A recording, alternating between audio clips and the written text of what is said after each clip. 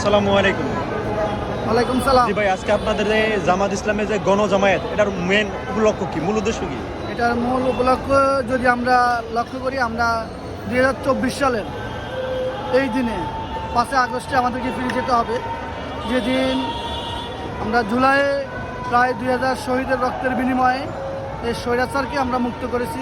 সেই স্বৈরাচার মুক্ত বাংলাদেশের প্রথম বর্ষ উপলক্ষে আমাদের জামাত ইসলামী জুলাইয়ের চেতনাকে জাগরণ রাখার জন্য আজকে 5 আগস্টকে 37 জুলাইকে স্মরণীয় করে রাখার জন্য আজকের এই গণজমায়েত।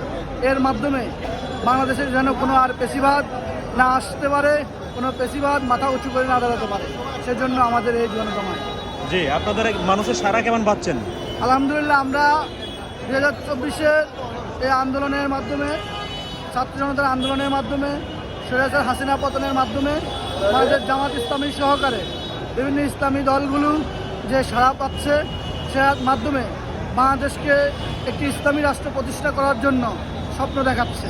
এবং আমরা ভাবতেছি আমাদের জামাত ইসলামী নেতৃত্বে ইসলামী দলগুলোকে নিয়ে আগামীর বাংলাদেশ ইসলামের বাংলাদেশ হবে।